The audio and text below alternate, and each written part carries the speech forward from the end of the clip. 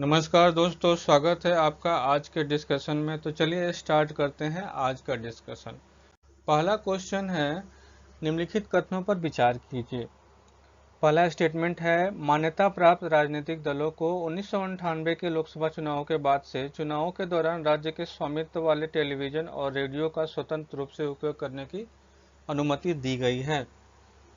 मान्यता प्राप्त राजनीतिक दलों को 1998 के लोकसभा चुनावों के बाद से चुनावों के दौरान राज्य के स्वामित्व वाले टेलीविजन और रेडियो का स्वतंत्र रूप से उपयोग करने की अनुमति दी गई है।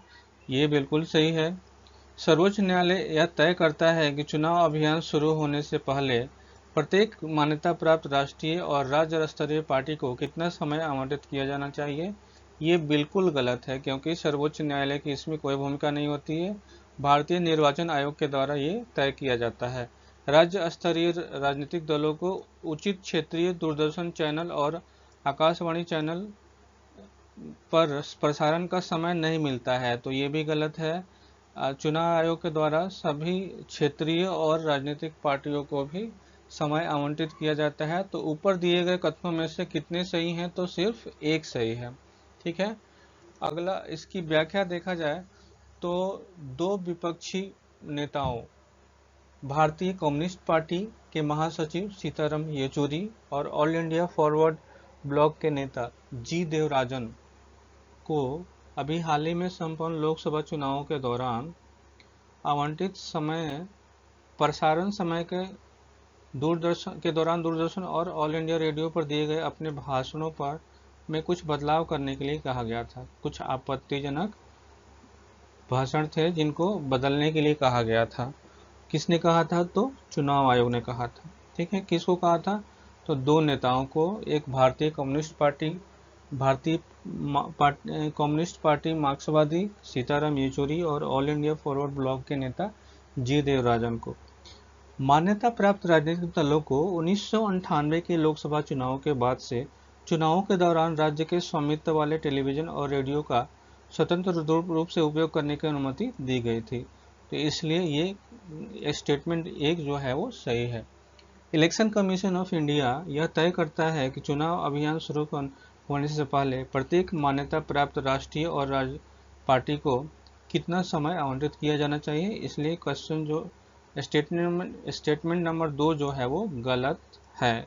सुप्रीम कोर्ट नहीं तय करता है, आपको चुनाव आयोग तय करता है। राष्ट्रीय दलों को दूरदर्शन के राष्ट्रीय चैनल पर न्यूनतम 10 घंटे, अगर कोई पार्टी नेशनल पार्टी है तो उनको मिनिमम 10 घंटा और क्षेत्रीय नेटवर्क पर 15 घंटा, यानी कि राष्ट्रीय अगर कोई नेशनल पार्टी है तो उसको नेशनल चैनल पे 10 घंटा और रीजनल चैनल पे 15 घंटे का समय मिलता है।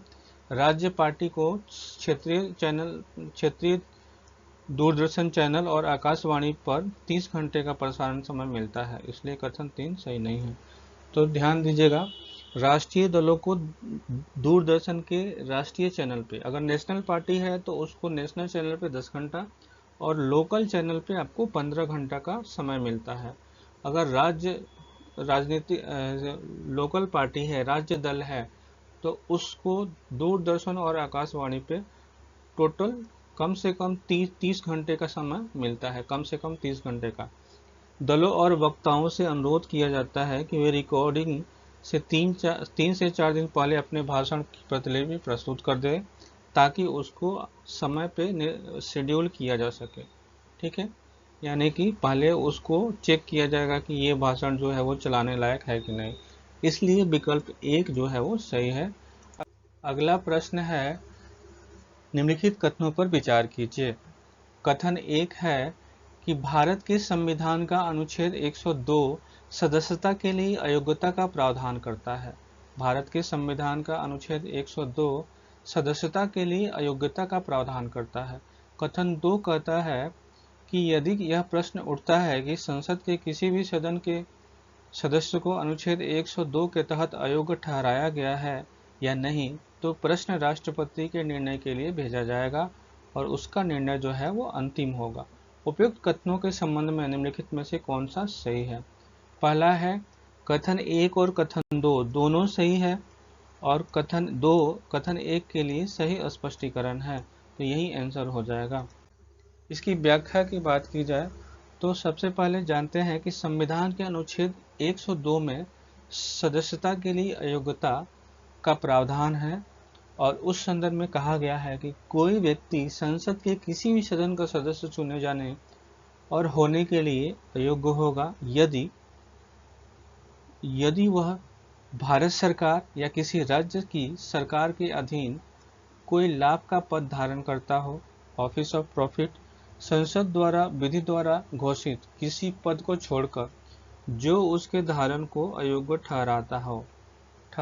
नहीं ठहराता है। दूसरा कंडीशन है कि यदि वह मानसिक रूप से अस्वस्थ है और सक्षम न्यायालय द्वारा ऐसा घोषित किया गया है तो फिर वो अयोग्य ठहराया जा सकता है। तीसरा कंडीशन है यदि वह अनुमोदित दिवालिया हो, अगर वो दिवालिया घोषित हो गया हो। चौथा कंडीशन है कि यदि वह भारत का नागरिक नहीं है या उसमें स्वेच्छा से किसी विदेशी राज्य की नागरिकता प्राप्त कर ली है या किसी विदेशी राज्य के प्रति निष्ठा या अनुगमन की स्वीकृति के अधीन है तो भी वो सदस्यता गंवा देगा। यदि वह संसद द्वारा बनाए गए किसी कानून या उसके अधीन अयोग्य ठहराया गया है तो उसकी सदस्यता खत्म हो जाएगी। कोई व्यक्ति संसद के किसी भी सदन का सदस्य होने के लिए अयोग्य होगा यदि वह 10वीं अनुसूची के अधीन अयोग्य ठहराया गया हो। 10वीं अनुसूची में दल बदल कानून का उल्लेख किया गया है और ये जो है इसमें अगर किसी व्यक्ति को दोषी पाया जाता है तो वो किसी भी सदन के सदस्य बनने के लिए अयोग्य हो जाएगा। यदि कोई प्रश्न उठता है कि संसद के किसी भी सदन का कोई सदस्य अनुच्छेद 102 के खंड 2 में उल्लेखित किसी भी अयोग्यता के अधीन हो गया है या नहीं तो प्रश्न राष्ट्रपति के निर्णय के लिए भेजा जाएगा और उसका निर्णय जो है वो अंतिम होगा। इसलिए कथन 2 सही है, कथन 1 और कथन 2 दोनों सही है और कथन 2 1 के लिए सही व्याख्या है, इसलिए कथन विकल्प ए जो है वो सही आंसर हो जाएगा। ठीक है, अगला क्वेश्चन है निम्नलिखित पर विचार कीजिए। पहला ऑप्शन है अधिसूचित क्षेत्र समिति, दूसरा है पोर्ट ट्रस्ट, तीसरा है ब्लॉक और चौथा है टाउनशिप। उपयुक्त में से कितने शहरी स्थानीय निकाय के अंतर्गत आते हैं? पहला केवल एक, केवल 2, केवल 3, तो इसमें आपको हो जाएगा केवल 3। ठीक है, अधिसूचित क्षेत्र समिति, पोर्ट ट्रस्ट, अधिसूचित क्षेत्र समिति, ब्लॉक और टाउनशिप। पोर्ट ट्रस्ट नहीं आता है।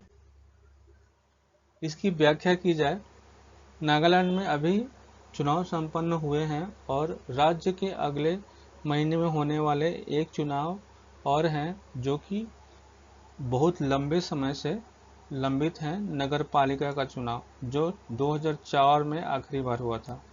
नागालैंड की शहरी स्थानीय परिषदों के चुनाव लंबे समय से विवाद का विषय बने रहे हैं, खासतौर पर महिला आरक्षण के मामले में। अगर अगले महीने चुनाव सफलतापूर्वक होते हैं तो यह कई असफल प्रयासों, न्यायिक कार्रवाइयों, राजनीतिक प्रतिरोध के बाद होगा जिसके परिणाम स्वरूप दंगे, मुख्यमंत्री का इस्तीफा हुआ।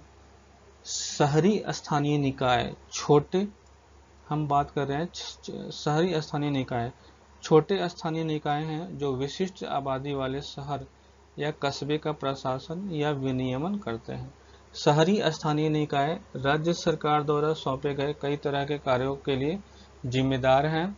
ये कार्य मूल रूप से सार्वजनिक स्वास्थ्य, कल्याण, विनियामक कार्य, सार्वजनिक सुरक्षा, सार्वजनिक बुनियादी ढांचा परियोजना, विकास गतिविधि को कवर करते हैं। भारत में कई प्रकार के शहरी स्थानीय निकाय हैं जैसे नगर निगम, नगर पालिका, अधिसूचित क्षेत्र समिति, टाउन एरिया समिति, इसलिए विकल्प सी जो है वो इसका सही उत्तर है। भारतीय संविधान के निम्नलिखित में से कौन सा अनुच्छेद अंतर्राज्यीय नदियों या नदी घाटियों के जल से संबंधित विवादों के न्याय निर्णय का प्रावधान करता है? तो अनुच्छेद 262 जो है वो इस संबंध में प्रावधान करता है। इसकी व्याख्या देखते हैं। भारतीय संविधान के अनुच्छेद 262 के अंतर्गत अंतर्राज्यीय नदियों या नदी घाटियों के जल से संबंधित विवादों के समाधान का प्रावधान किया गया है। इस संबंध में कहा गया है कि संसद कानून बनाकर किसी अंतर्राज्यीय नदी या घाटी के जल के उपयोग, वितरण या नियंत्रण से संबंधित किसी विवाद या शिकायत के समाधान का प्रावधान कर सकती है। इस संविधान में किसी बात के होते हुए भी संसद कानून बनाकर यह प्रावधान कर सकती है कि न तो सर्वोच्च न्यायालय और न ही किसी अन्य न्यायालय को ऐसे किसी विवाद या शिकायत पर अधिकार क्षेत्र होगा।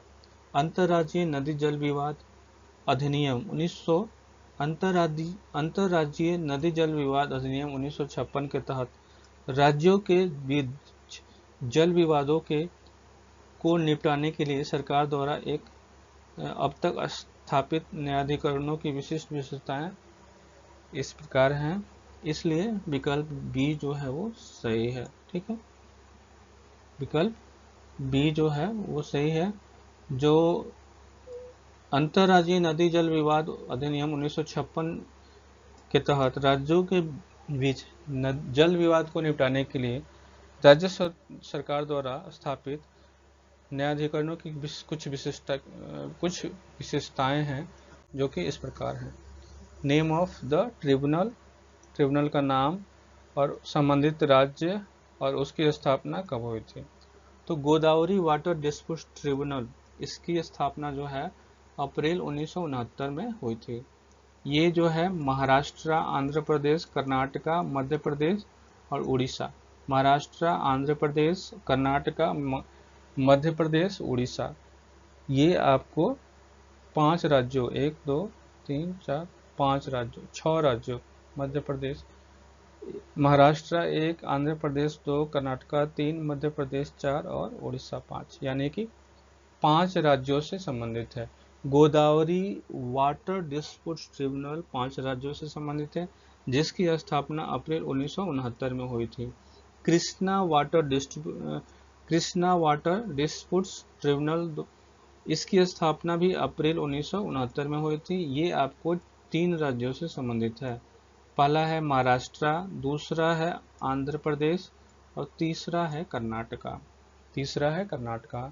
नर्मदा वाटर डिस्प्यूट ट्रिब्यूनल, ये आपको राजस्थान, मध्य प्रदेश, गुजरात और महाराष्ट्र 4 राज्यों से संबंधित है और ये अक्टूबर 1969 में इसकी स्थापना हुई थी। Ravi and Beas water tribunal Punjab, Haryana और राजस्थान, इसकी स्थापना 1986 अप्रैल 1986 में हुई थी। कावेरी वाटर डिस्प्यूट ट्रिब्यूनल, ये आपको केरला, कर्नाटका, तमिलनाडु और पुडुचेरी, ये 3 राज्य और 1 केंद्र शासित प्रदेशों के बीच में जून 1990 में इसकी स्थापना हुई थी। Kaveri water dispute tribunal.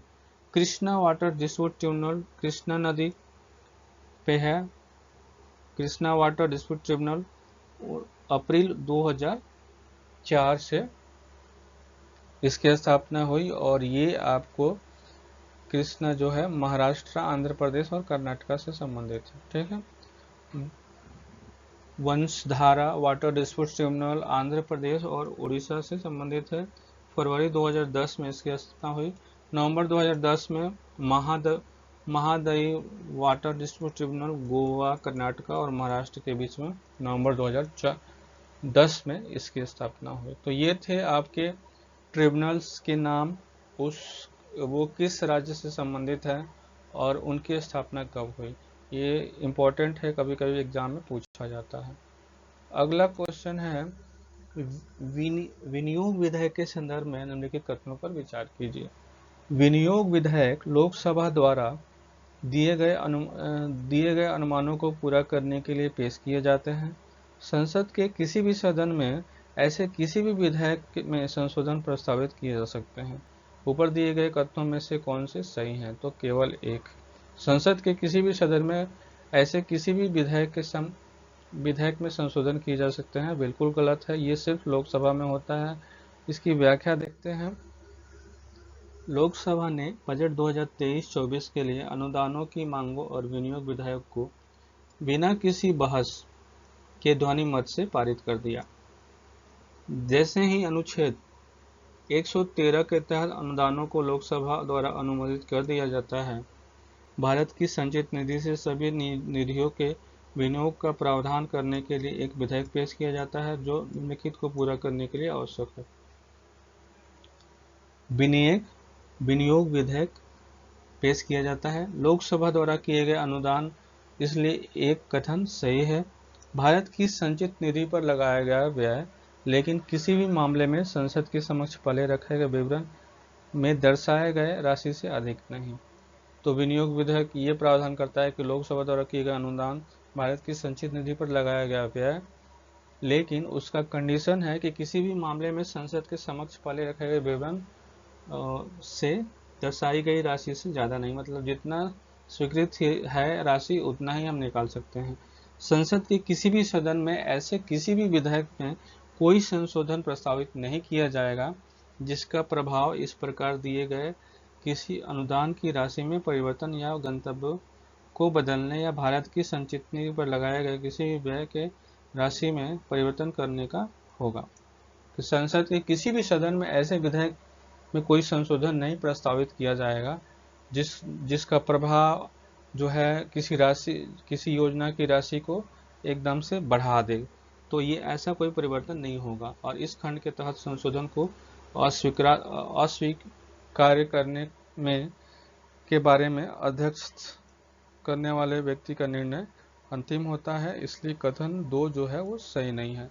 अनुच्छेद 115 और 116 के प्रावधानों के अधीन रहते हुए इस अनुच्छेद के प्रावधानों के अनुसार पारित कानून द्वारा किए गए विनियोग के अलावा भारत की संचित से कोई भी धन नहीं निकाला जा सकता है, इसलिए विकल्प ए जो है वो सही है। तो ये थी आज की डिस्कशन। कल फिर मिलते हैं अगले डिस्कशन में, तब तक के लिए धन्यवाद।